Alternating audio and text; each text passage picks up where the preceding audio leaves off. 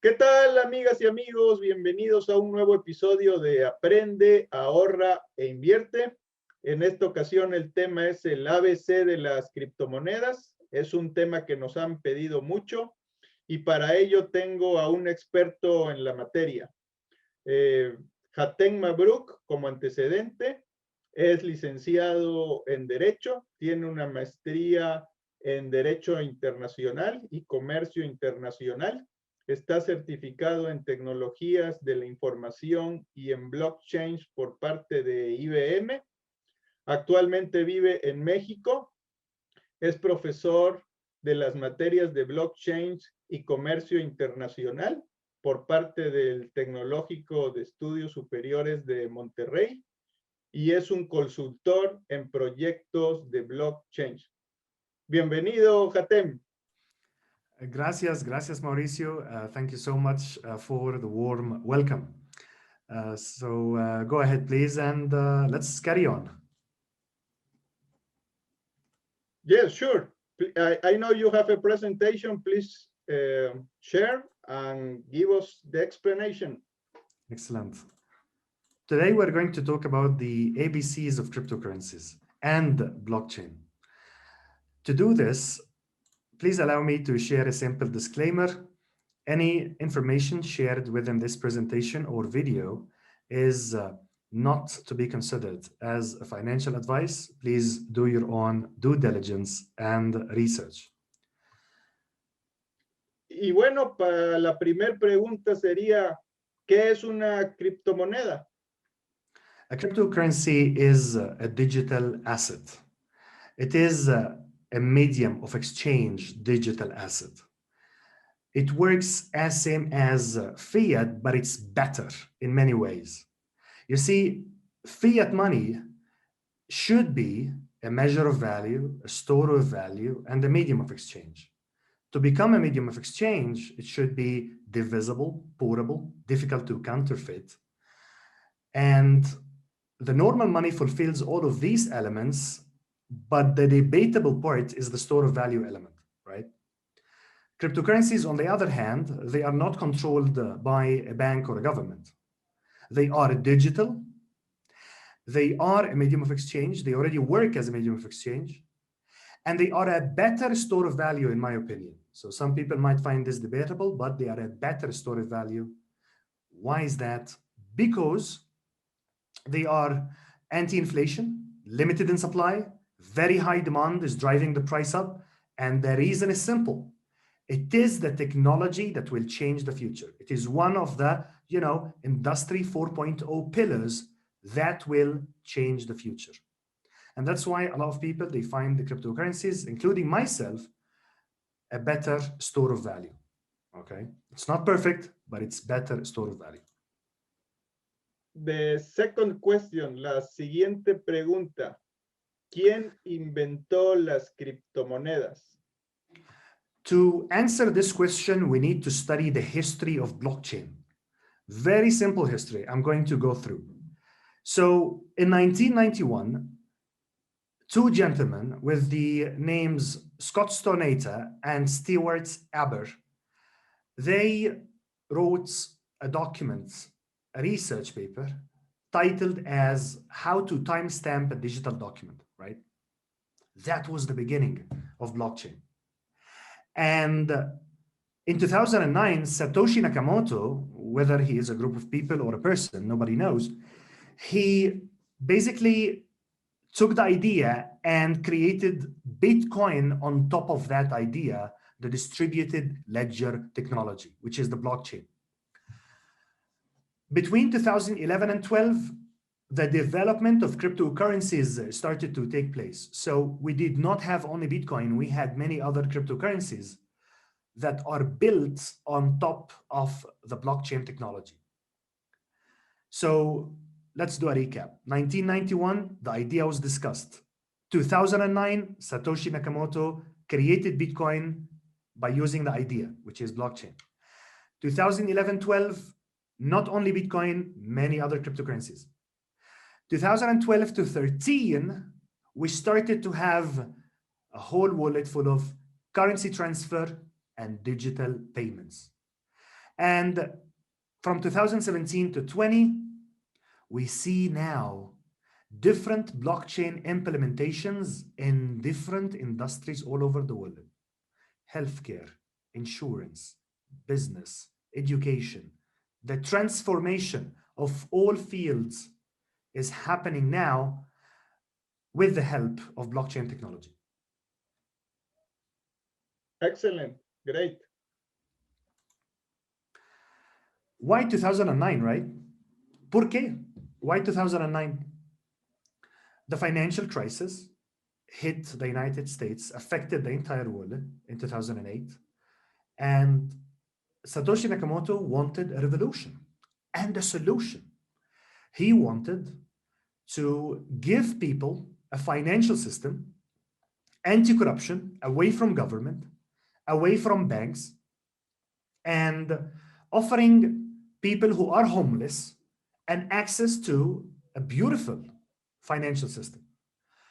And from here, many people started to realize the importance of using this technology and this financial independence element. Ok. Ahora, ya nos explicaste el inicio de las criptomonedas, pero ¿qué es la cadena de bloques? ¿Qué es el blockchain? Blockchain technology is defined usually in two traditional ways. The first one is the technology that underpins Bitcoin. Now, that's the traditional first definition. El segunda, the second one, is the technology that is called or referred to as the distributed ledger technology, right? So there is a problem with this definition, and that problem is that both of these definitions are vague, okay? We need más información. We need more information. So to explain blockchain technology, we need to think about it like a book. This is a book. And that's why we call it ledger or file. It's a book. The book records information. The book records information. And the book is having pages. And these pages, they are with numbers. Página 1, página 2, página 3, page 1, 2, 3, 4, until maybe 500, right? So there is a chronological order for the page numbers in the book. Blockchain technology is also saving information, like a book. And every block contains information. Now, these blocks, they are connected together, same like a page in a book. Block 1, block 2, block 3, block 4, chronological order.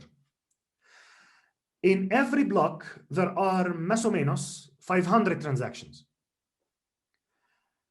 And every transaction is also linked with an ID, like transaction 1, 2, 3, 4. So if I try to make any change in the transactions, it will be very clear that this transaction does not work, no funciona, because they are connected, you see? So you have an immutable system. It is a file, contains information, chronological order of blocks, okay? And the way we verify those transactions on the blockchain, the way we verify the information, is through a peer-to-peer network, a big network all over the world. People get connected together through this peer-to-peer network by using their computer hardware, just the hardware, all right? And they download a copy of the blockchain, they download a certain software in order to get connected in this peer-to-peer network.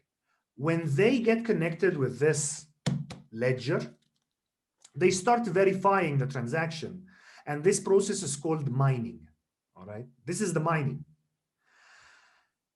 So If they find that there is a transaction that is invalid, they vote by consensus. 51% voting system. They vote. They say this transaction is not valid. If 51% say yes, valid. If they say no, the transaction will not be added to the blockchain. And that's why we have a consensus protocol, a voting system. So the ID of every single block, the ID or the page number, this is what we call a hash, and it's calculated by using cryptography, okay? So giving the page a number, like page 1, 2, 3, 4, 5, this is done by using cryptography, all right? So a recap. We have a book. Every book contains information. And this information is saved in a chronological order. This order is done by using cryptography. The verification of transaction is mining. ¿Cómo? How? We get connected in a peer-to-peer network and we vote, a consensus protocol. And that's why I call blockchain the distributed ledger technologies, not technology. We have cuatro technologies. Consensus protocol, we have a ledger, we have cryptography, and we have a peer-to-peer network. Cuatro, 4 technologies forming the blockchain. These are the ones.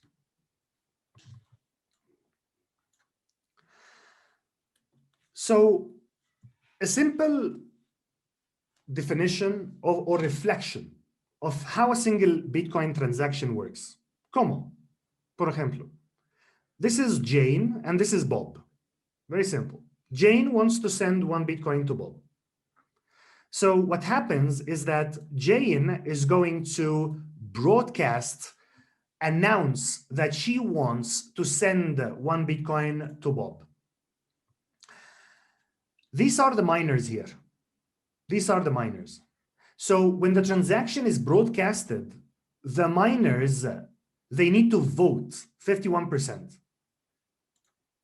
If all of them say yes, the transaction is going to be added in a block, and the block is going to be added in a blockchain. And Bob receives his Bitcoin from Jane. This is simply how a Bitcoin transaction works. Excelente, Hatem. Una de las preguntas que también son necesarias de responder en este ABC de las criptomonedas es ¿cuántas criptomonedas existen actualmente?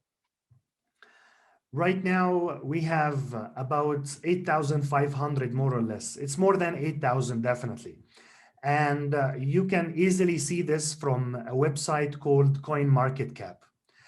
This website allows you to have different tools to investigate and research about the market cap of different cryptocurrencies, how many cryptocurrencies, the history, the price history of every cryptocurrency. It takes you also to the website of the projects that are utilizing those cryptocurrencies. And I definitely recommend as a start to investigate about those cryptocurrencies there, because again, due diligence and research is very important. Tienes mucha razón. ¿Hay un número finito de monedas? Some of them, not all of them. So, por ejemplo, for example, in Bitcoin, you have a limited supply that will ever be created of 21 million. Now, this limited supply is going to be achieved by 2140. This is a year that is way into the future. Now, the reason Satoshi Nakamoto did this kind of system is because when we mine, when we verify the transactions, we have incentives. So we get a transaction commission and we get a block reward. That block reward is the mining reward.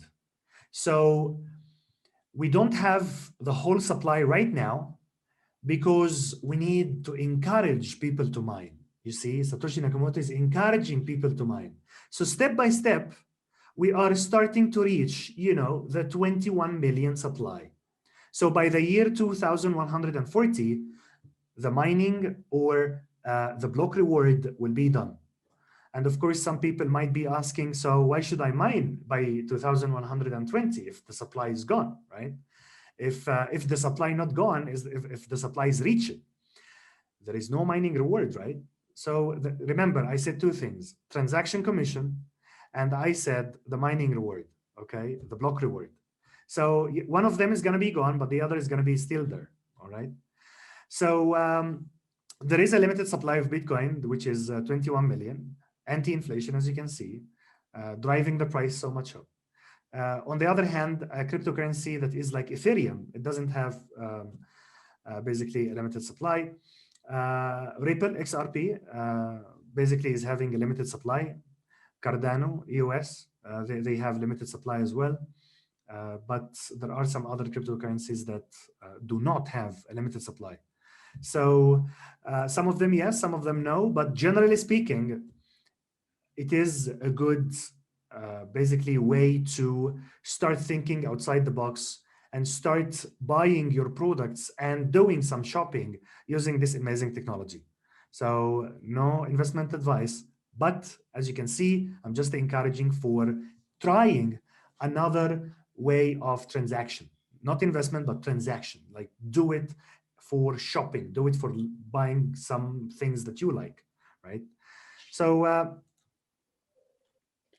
una pregunta importante es, ¿dónde se guardan o almacenan las criptomonedas?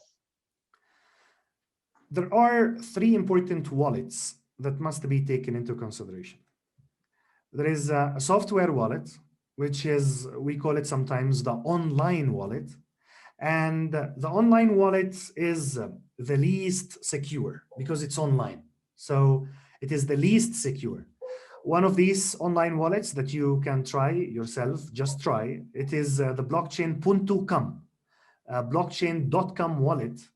And over there, you can create a wallet that can be used for storing parts of the cryptocurrencies, hopefully, that you have. So this is the first one, the easiest one. The second one is the paper wallet. And the paper wallet is a paper. It's just a paper. And in one single paper, you can have billions of dollars reflected, of course, in its worth of Bitcoin, So like a certain amount of Bitcoins that can be worth billions of dollars can be stored in one single paper. This paper is having a private key and a public key, all right? So there is a private key, there is a public key, and the public key allows you to receive, and the private key allows you to use the Bitcoin that you have in the paper, all right?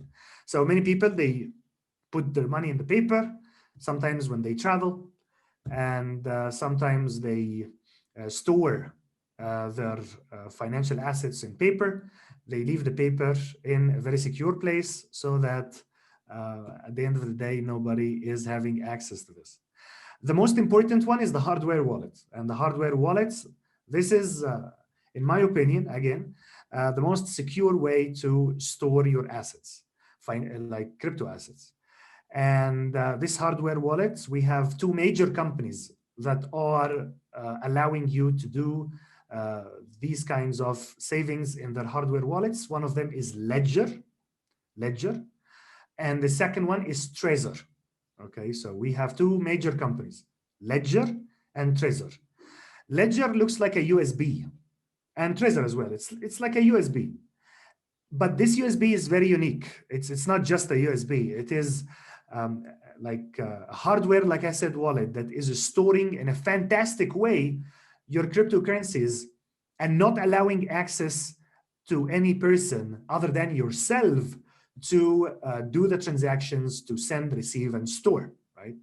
So if I have to recommend which one you should use of the three, it's definitely hardware. Definitely. It's definitely hardware. But some people, they find paper wallets more secure, so all the power to you. And some students, they ask me, where should I keep my hardware wallet or the paper wallet? Where should I keep them? And I say, in a very secure place. Sometimes I joke, I say, your grandmother's basement or the Mariana Trench. So it is very important to keep them safe. This is how we do it. La siguiente pregunta es, ¿qué es un exchange? Y algunos ejemplos. In Mexico, tres major exchanges that are there right now. The most important one, in my opinion, again, based on my experience, is Bitso. Very professional, very ethical in terms of customer support, and very helpful and very powerful team, okay? Now, this is not a recommendation. I'm not telling you to, of course, put your money there or do some exchange there, not financial advice, but I'm talking about my personal experience. My personal experience says that Bitso is the best among the three. Now, what is the second? Volabit. Volabit is the second, worked with me as well, but they charge higher fees, okay? In terms of exchange, they charge higher fees. Coinbase is very popular in the United States, and they moved to Mexico now, right? Are they the best in Mexico because they are the best in the United States? No. Bitso is definitely the best. Bitso is Mexican. Bitso is amazing team. Bitso is the best in Latin America, not only in Mexico. Bitso is the best in Latin America. So these are the exchanges that you need to use. But the question is, what is an exchange? So an exchange is a place that allows you to convert pesos to Bitcoin or pesos to cryptocurrencies, and vice versa. Cryptocurrencies to pesos.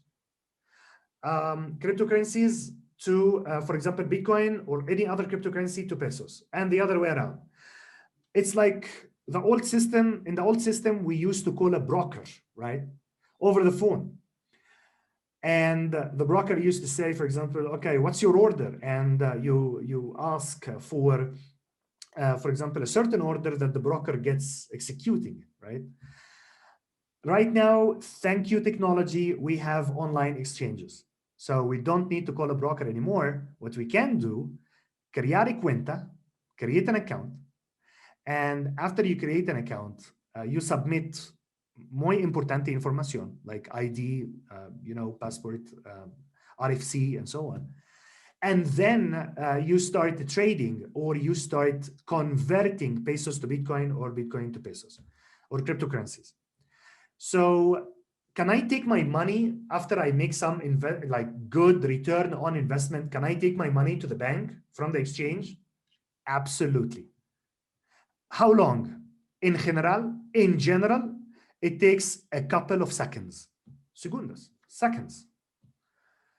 Can I, for example, take my Bitcoin in my hardware wallet from the exchange? Absolutely.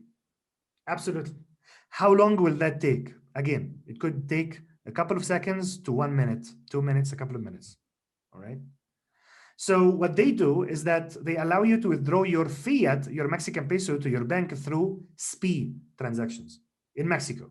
SPI transactions. How can I put money? Like I know now how to take money. How can I put money? You put money through OXXO. You can do that through OXXO. You can do that through SPI también. You can do that through SPI as well. And you can do that through, I think, Bitso Transfer, which is asking a friend who has an account in Bitso to send you money because you both have accounts in the same platform. So basically, as you can see, Mexico is growing in fintech. Mexico ahorita says in Del Monde in fintech right now. This is grande. This is great news. And this is the beginning to something, of course, bigger. And we need to be prepared for it. Ya casi para finalizar, ¿cuál sería tu recomendación para los inversionistas? Very good point. The most important recommendation is that Bitcoin blockchain, they will change the world in el futuro. This is el futura. Es el futura. They will change the world.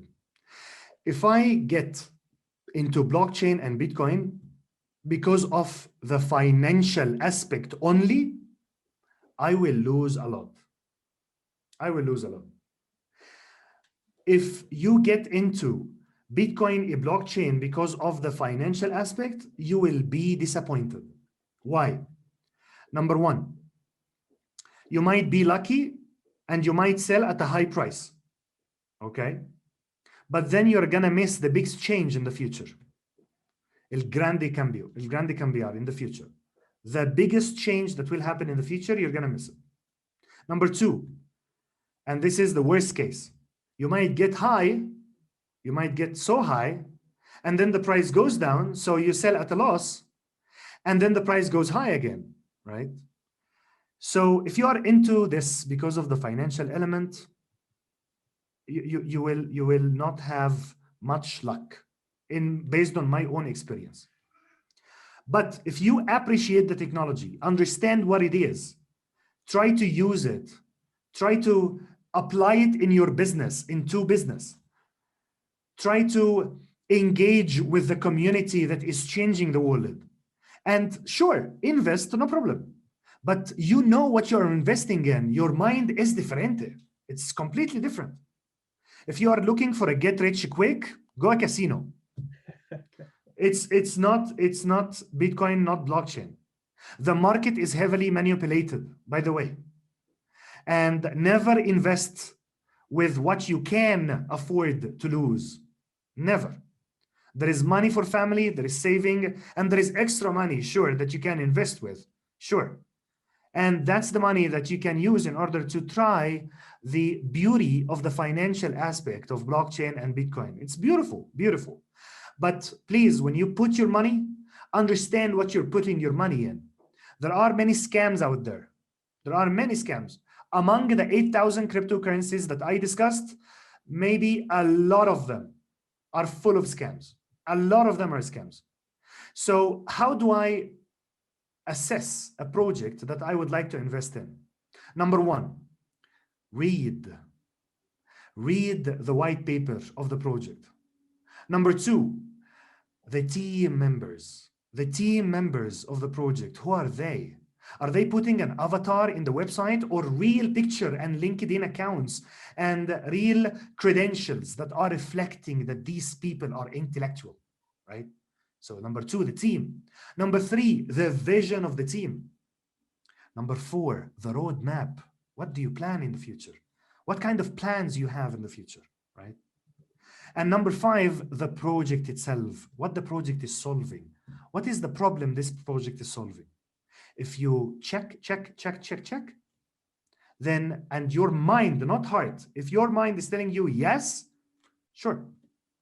But if you go YouTube and listen to some people who are hyping, you know, the currencies that they are investing in, doing some pump and dump, and following your emotions in this, you're definitely gonna lose something, or maybe everything.